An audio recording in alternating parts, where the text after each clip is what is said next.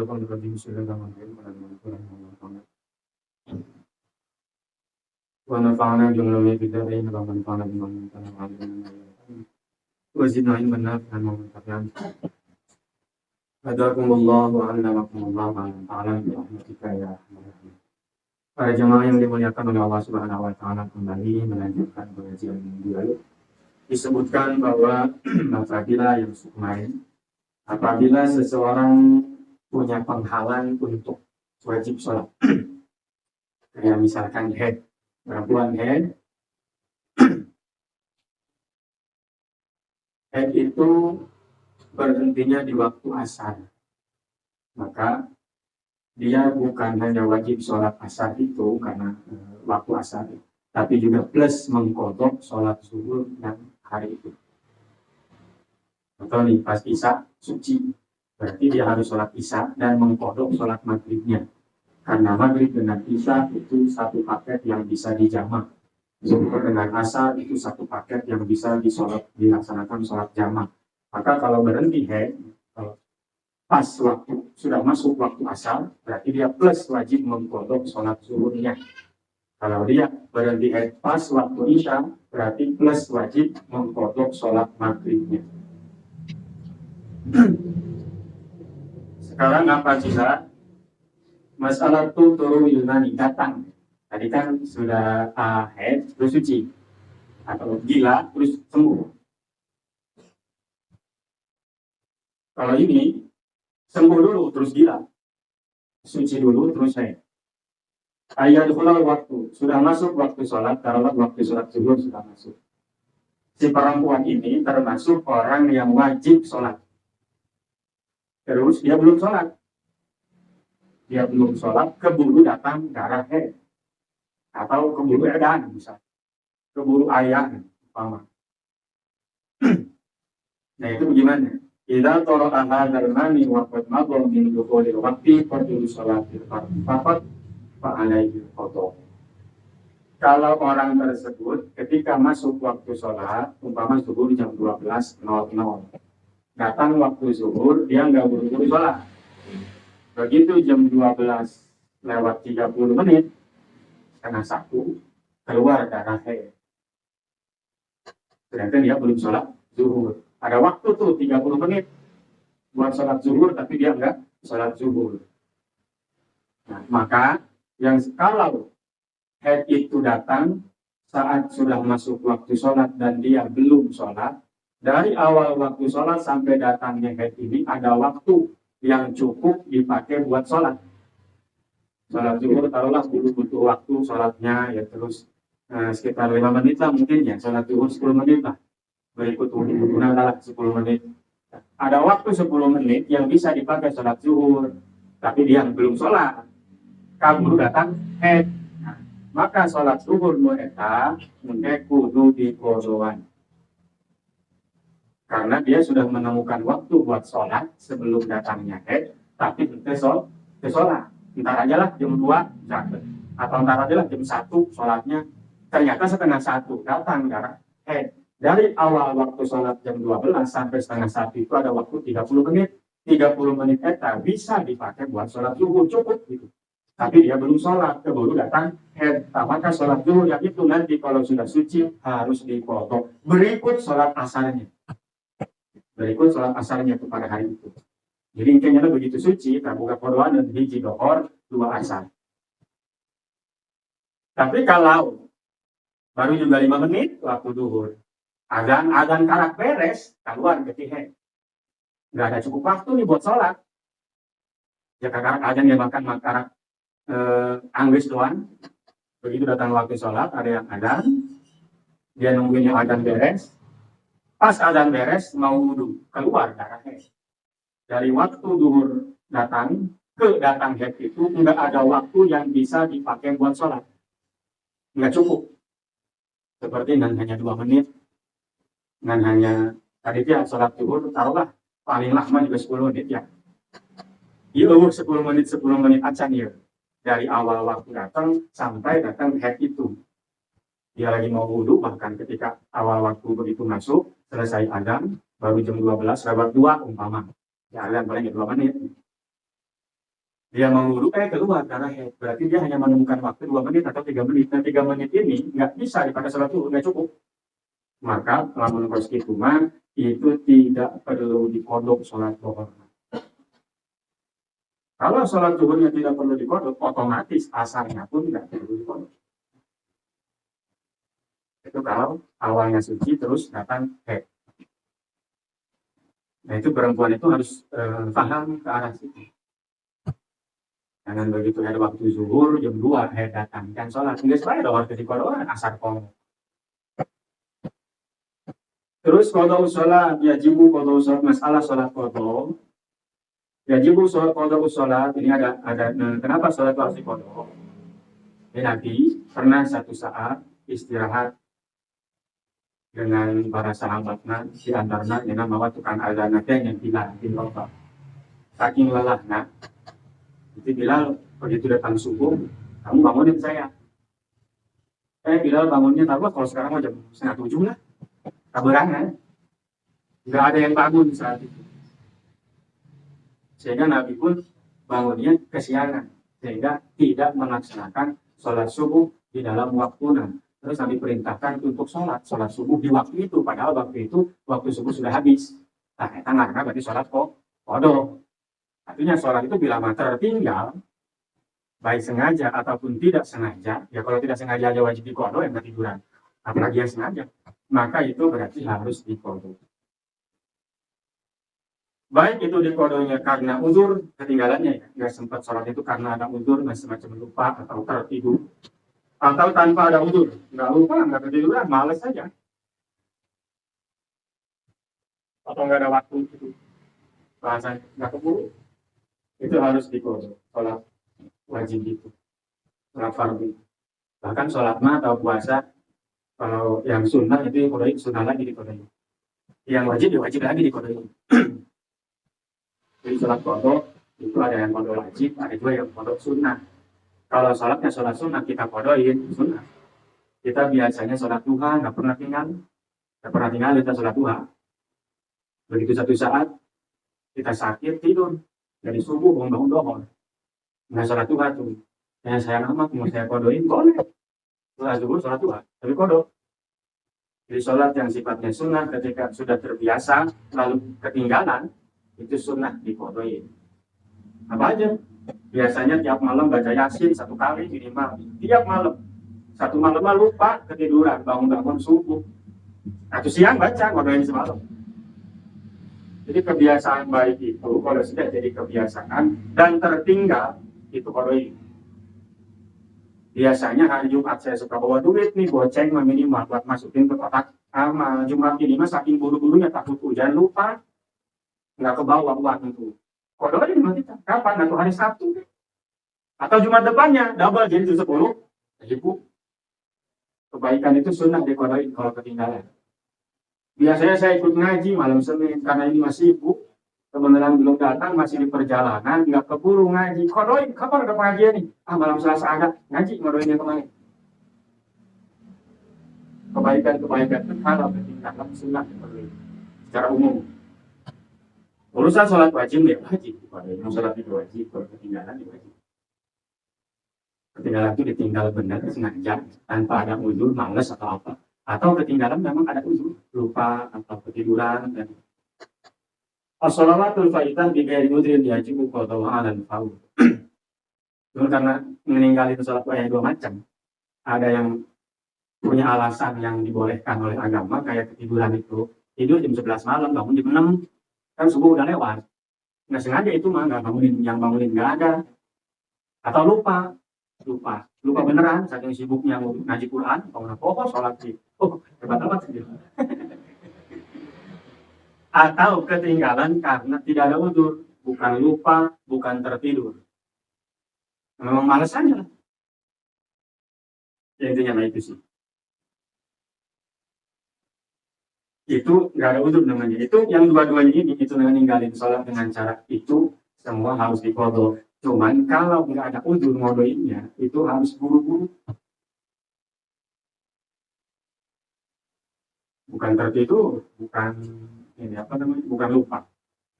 Sanggup ya sama sanggup. hanya gue sibuk ngurusan pegawaian misalnya, atau sibuk ngurusin apalah, dingkeng, jadi jangan asal itu modalnya harus buru-buru secepatnya. Wahai itu istiqomah bin nawafil wa ghairiha hatta tuqdo.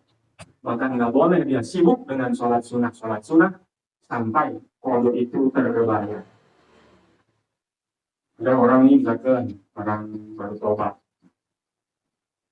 dulunya umpama waktu muda sering ninggalin sholat. Sebenarnya itu bukan nggak tahu sholat itu wajib, tahu. Tapi ya memang pergaulan dan yang lain-lain mengajak dia untuk intinya apa gitu karena ibadah, dikasih hidayah sama Allah, akhirnya mau sholat, dia mau ibadah, dia mau tobat dari meninggalkan sholat dulu yang sudah. Nah, maka kita KBG kan loba nama sholat mereka ditinggalkan karena tidak ada mundur. Kira aku nyanda 12 tahun saya baik atau pohon baik. Aku kemudian ayah hiji dua mah bener lah, ayah hiji dua mah tapi kan sana mau lah 12 tahun pohon. Intinya beda, males aja, nggak perhatian sama ibadah. Terus sekarang mau memperbaiki, dikasih hidayah. Ya kan orang kan ada yang begitu. Karena nggak semua orang itu, orang baik itu bukan orang yang nggak pernah salah. Justru kebanyakannya awalnya salah. Terus jadi lebih baik. Gitu. Lalu mau mengkodok mutaubat dari kesalahan dia, dosa dia, meninggalkan sholat dulu. Dan rata-rata itu semua ditinggalin karena bukan ada uzur. Lain KHS-an, lain pohon, lain. Ya memang nggak perhatian aja sama ibadah. Nah itu kodoinya buru-buru. Dan ketika sempat modoi. Nggak harus menghabiskan waktu untuk sholat kodo aja, enggak. Cuma ketika sempat kodoi. Bikin jam atau waktu khusus. Sekarang sholat maghrib nih, sebelum sholat maghrib dia kodok maghrib dulu. Sebelum sholat zuhur dia kodok zuhur dulu. Sebelum sholat asar dia kodok asar dulu. Sebelum sholat isya dia kodok isya dulu. Palingnya nambahin waktu dari 4 menit jadi 8 menit gitu kan. Artinya dia ada kemauan kan. Itu namanya orang tobat. Karena wajazamu at-taib ayyuk dia mafarrata fihi min wajibati shalat wa saum wa zakat malaku dalam minggu. Wajib bagi orang yang hendak bertobat itu harus menyempurnakan apa yang dulu dia tinggal. Dari kewajiban sholat, kewajiban puasa, jadi kode. Sempurnakan apa yang sudah dia tinggal. Itu taubat namanya. Menyesali yang sudah, enggak mau mengulangi lagi, dan sempurnakan apa yang dulu dia tinggal. Cuman dia alat taruh, ya dia enggak selalu harus habiskan waktu 24 jam, cukup bersemaruan PKB. Ulah gawe, ulah molor, ulah dahar, begitu. Meskipun ada ulama yang bilang begitu. Saking wajibnya. Jangan ada waktu yang lain kecuali waktu buat mulain sholat. Plus umpama kalau nyari mata pencaharian, silakan waktu kerja, waktu tidur, waktu makan, tapi waktu kongkong dulu. Sekalinya nak kongkong, doraka. Sebab itu waktu dipakai gawe itu, dipakai sare itu, dipakai dahar itu, dipakai mandi itu, misalkan kebutuhan sehari-hari. Harusnya dipakai modalin sholat, malah dipakai kongkong. Oh, baru main sholat. Kacau. Kongkong. Tapi kata Imam Al-Haddad, nggak apa-apa, nggak harus semua waktunya dihabiskan. Yang penting dia mencoba membayar dan menyempurnakan peta. Atau punya tugas sendiri. Nah, pokoknya saya sehari ini sholat 5 waktu, mau doain 5 kali. Mau kapan aja, pokoknya 5 kali waktunya. Kan bebas ya, kalau waktu lagi rame ya. Meskipun mungkin sampai mati belum berkorban. Waktu Samuel mati aja 12 tahun juga. Kita dari sekarang nih sampai 12 tahun yang akan datang yang belum tentu hidup. Tapi yang penting itu namanya berusaha. Kita ada niat, lain omdo gitu. Yang ngomong doang, memang bukti. Yang paling enak kalau merasa punya kodo yang belum terbayar, itu begitu. Sebelum sholat wajib, sholat udah ada nih orang lain pada qobliyah, nggak usah qobliyah, udah sholat kodo itu aja. Nah gitu tuh sholat apa tuh? Maghrib udah kodo maghrib 3. Isya udah kodo isya 4. Subuh ya kodo subuh 2. Supaya nggak enak, nggak bikin waktu baru. Tapi kalau bikin waktu baru kan susah gitu. Jangankan bikin waktu baru, mewajibkan BTS. Pokoknya mengodoin itu lebih berat daripada sholat adabnya. Makanya jangan meremehkan sholat. Nah, gampang jadi kodok bukan pilihan. Kodok itu kewajiban. Sholat mah ketika udah datang waktunya, sebelum waktunya habis, sholat. Jangan nanti aja dikodok, nggak bisa. Itu namanya meninggalkan sholat sengaja-sengaja. As-sholatul fa'idah bi ghairi udhrin yajibu qada'uha lakin ala ta'khir. Kalau meninggalin sholatnya itu ada udzur, ketiduran atau lupa tadi, itu mah nggak ada tuntutan untuk secepatnya dikodok, nggak ada. Tapi kalau yang sengaja-sengaja tadi, secepatnya tuntutan untuk melaksanakan kodok. Tapi kalau yang ditinggalkan karena tidur, itu tidak ada tuntutan untuk secepatnya dilaksanakan kodoknya. Yundabu tertib di qada'il fawaid di udhrin. Kalau ninggalin sholatnya ada uzur, maka sunnah di qada'ilnya tertib. Tertib itu sholat itu begitu. Yang kalau yang ketinggalan nih, dia tidur dari malam jam 11, bangunnya jam 6 sore. Maghrib. Pokoknya jam 11 sudah maghrib, puasa. Pahit, setengah pahit. Berarti dia ngadain apa tuh ketinggalan tuh? Subuh, zuhur, asar kan? 3 nih.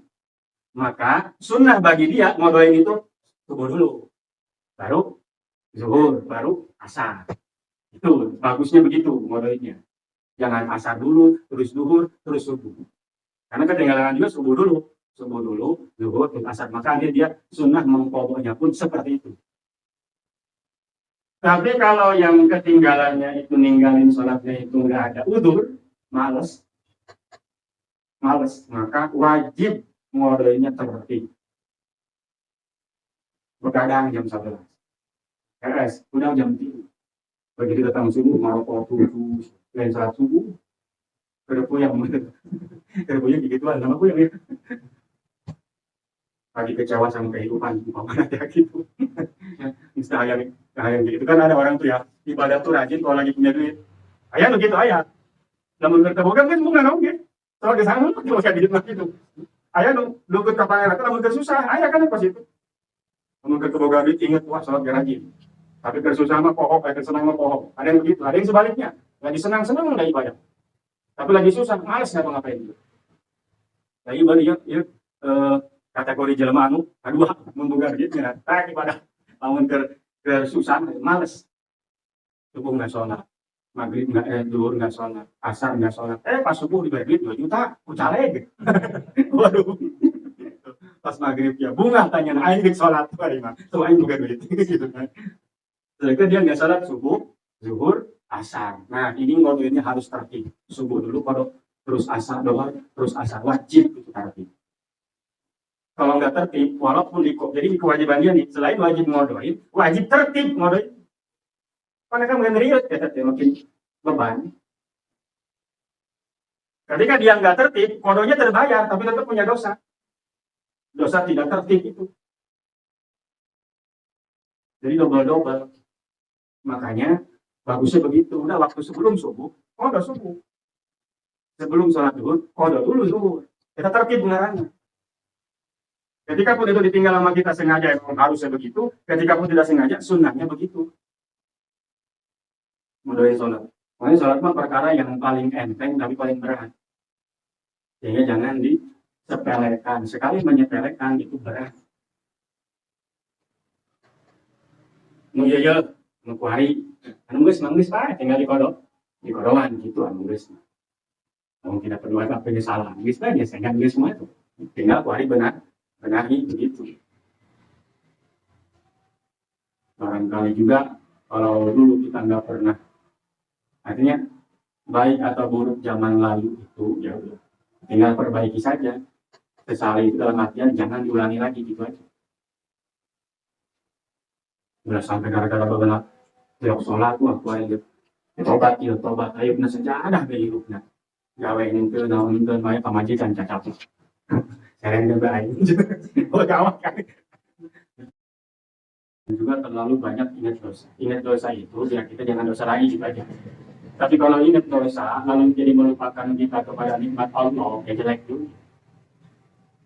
Ingat dosa bagus, tapi dengan tujuan supaya jangan begitu lagi. Cukup. Menurut bahasa yang nama dia mah gayamu bukan segayaku, gitu. Lu kuali sih laporan aja pernah kawin. Gitu. Jadi kita menyesali, jangan ulangi lagi. Tapi juga jangan melupakan nikmat-nikmat yang kuali dibikin. Jadi dia dari terlalu larut dalam penyesalan, kan lupa bersyukur. Idza fatati salat bi ghairi uzrin wajib taqdimuha 'alal hadir. Kalau salat itu ditinggalin karena tidak ada alasan, bukan ketiduran, bukan lupa, maka dia harus diqodok dahulukan sebelum salat ada. Atau wajib deh. Jadi orang salat dhuhur itu, doa qodok lah karena salat dhuhur ada. Kalau salat dulu baru ngodok, boleh itu. Jadi kodonya tapi tetap dosa, punya dosa. Dosa apa itu? Mendahulukan yang harus diakhirkan, mengakhirkan yang harus didahulukan. Jadi tuntutan kan bukan cuma sekedar wajib kodok, wajib tertib, wajib didahulukan sebelum sholat adanya. Meskipun jadi BK bayar baik. Jadi artinya banyak tuntutan-tuntutan yang menuntut kita untuk A, B, C, D gitu. Karena apa? Karena satu, ninggalin sholat dengan menganggap enteng. Nah, kan apalagi kalau lihat ini secara fikih yang Nabi mau ngomong orang jalan tidak sholat mah itu kan sebelum siksaan di akhirat di dunia ini mesti beres, di dunia ini mesti beres, jadi kuburan diberes dulu, ya di akhirat diberes dulu. Maka sholat jangan dianggap enteng meskipun untuk pekerjaan ringan, nggak butuh waktu banyak, tenaga banyak, modal banyak, nggak butuh. Cuman karena saking murah dan saking gampangnya orang jadi menganggap enteng dan menganggap enteng itu beda. Sesuatu tadi kan itu sesuatu yang kebutuhan. Terus orang yang bisa berjamaah, oh tuntutan kesan berjamaah, sholat. Kita belum khusyuk, belum ada tuntutan buat khusyuk, sholat aja udah dulu. Ya ada khusyuk, kalau sholat yang enggak di mana khusyuknya? Kalau adanya khusyuk itu sholat. Ya kalau sholatnya udah kemana khusyuknya? Mau pagi-pagi lah. Kita tanggung jawab besar kepada Allah, perintah kan. Nah itu patokannya, menentukan apapun itu. Kalau kita punya teman-teman yang nggak pernah sholat, ya teman-teman aja, jangan dianggap omongannya. Jadi jangan punya pengaruh gede sama diri kita gitu. Atau gaul mah gaul aja. Kalau orang kafir juga nggak boleh. Kan dia jangan sampai punya peran penting dalam hati kita. Minum-minum itu, besok sholat. Lesteng kita lawan penting sholat. Atau lah. Kamu ya gitu, Allah sholat itu, oh ya gitu.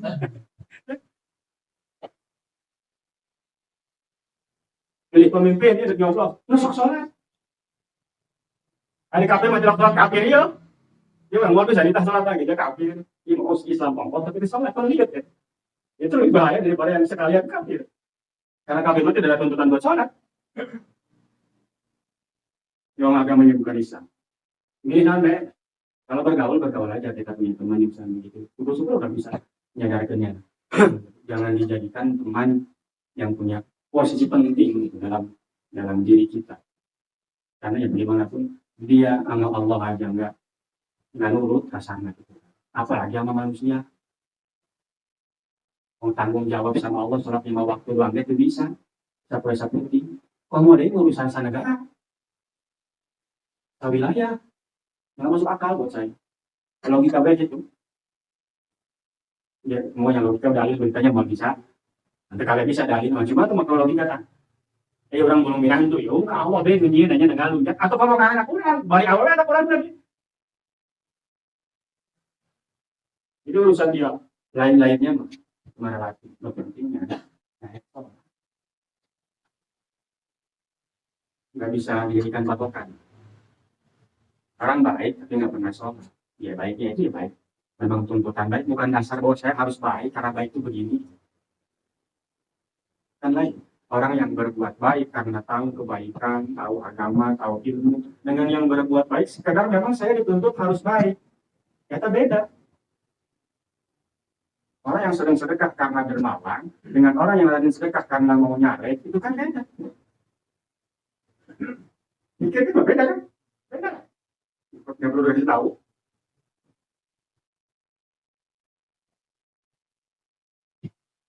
Kebaikan yang bukan bersumber dari ilmu, dari keyakinan, dari agama, yaitu keluar saat dia butuh. Memang rata-rata di kita begitu, orang-orang dia. Bahkan kadang-kadang mungkin diri kita sendiri begitu. Kita tuh pengen berbuat baik sama orang yang baik sama kita, ya. Lalu rata-rata gitu jelema. Padahal tuntutan berbuat baik itu selalu merintahkan. Siapa yang merintahkan berbuat baik? Allah kan memerintahkan nyala kumaha tak, belum hal yang baik. Tapi kan kelas kurang pasti berbuat baik itu rata-rata karena dia baik sama saya. Menyana jahat main sayang. Jadi kebanyakan kita masih dituntut dengan keadaan.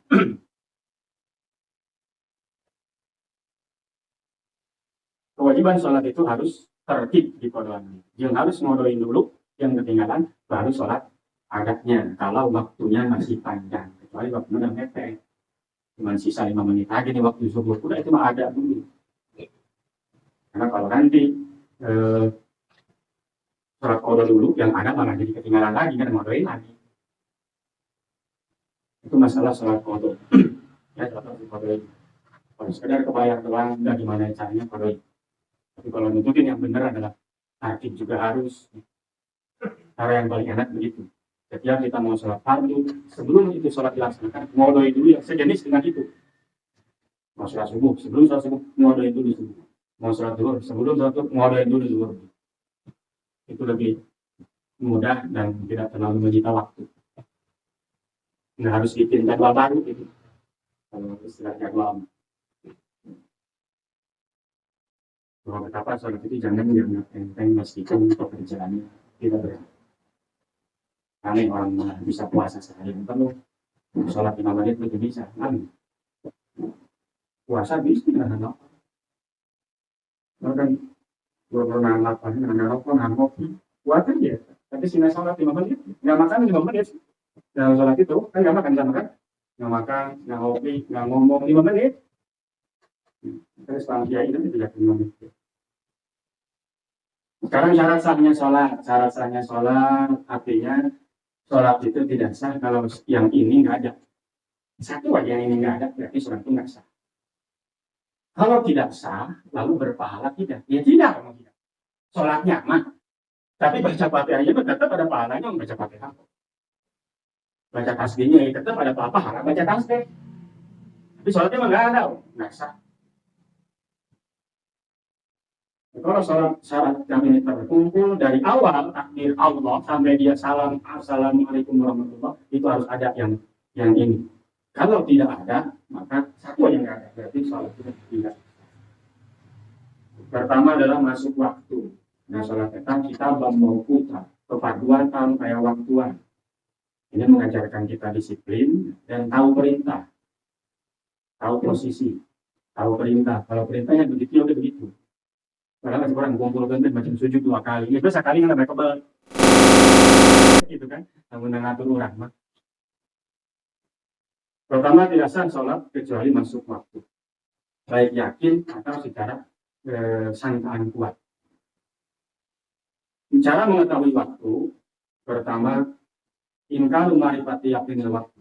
Secara yakin dengan mengikuti matahari. Yang paling jelas kalau maghrib itu waktu yang paling jelas. Ketika sudah terbenam, ya sudah datang waktu maghrib. Karena awalnya ada, lalu tidak ada. Wujud mukhbirin an ilmin. Adanya orang yang memberitahu berdasarkan ilmu. Adanya orang yang memberitahu bahwa ini sudah masuk waktu, tapi dia ngasih tahu itu berdasarkan ilmu, sehingga menimbulkan keyakinan. Lain kecil. Yang ketiga, asyaratul mujarrabah, waktu yang sudah mujarab. Sudah begitu terus paten. Mujarab, mengobatkan mantap pernah meleset kan, itulah mujarab. Atau orang muadzin yang terpercaya ketika waktu dalam keadaan mendung. Jadi muadzin itu nomor 3. Dari cara mengetahui waktu sholat muadzin itu nomor 3. Tadi lagunya, tidak bisa dipercaya gitu teman. Makanya jam-jam di musola, di masjid itu harus benar-benar diperhatikan. Karena muadzin yang nomor tadi ini, kayaknya bisa hitung sorangan gitu. Itu awal sih, mulai bulan puasa. Nah, sampai dulu itu lebih baik dan mundur saya. Jadi DKM, jadi tukang azan, kita harus memperhatikan itu apalagi saat bulan puasa.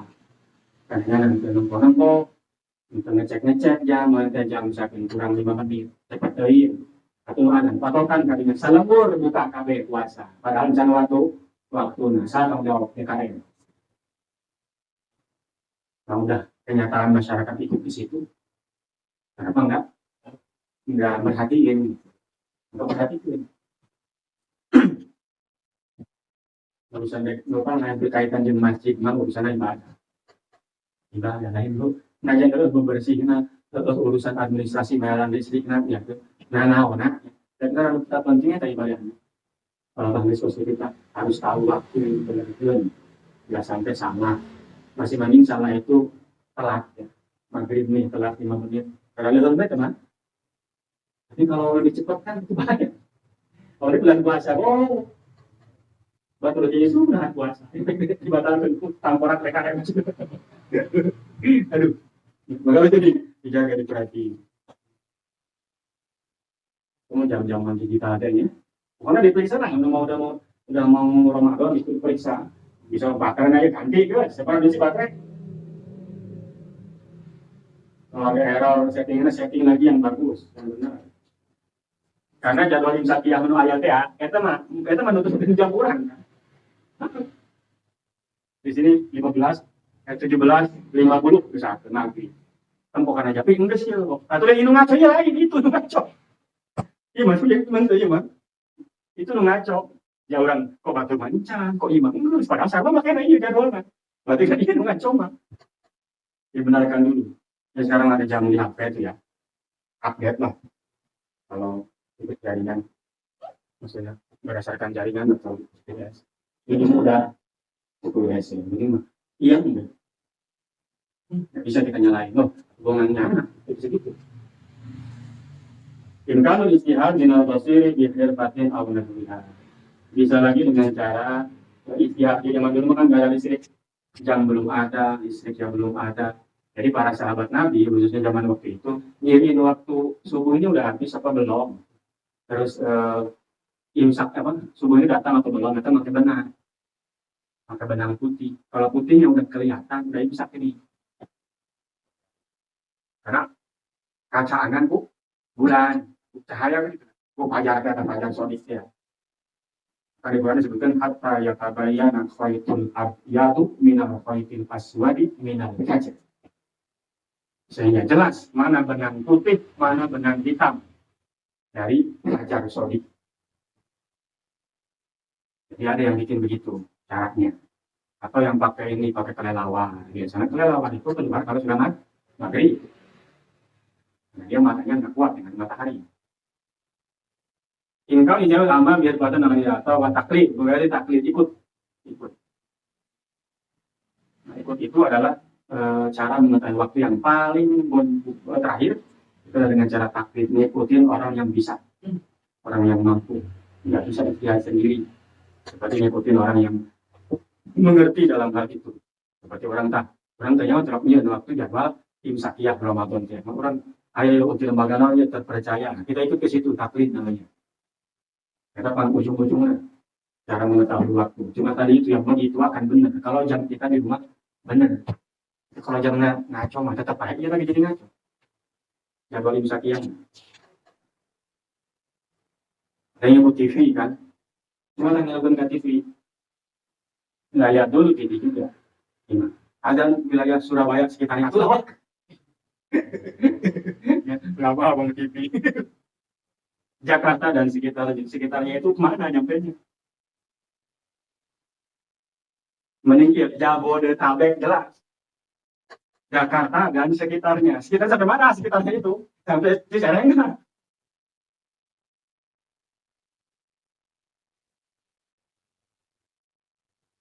Kalau 1 derajat itu kan 4 menit.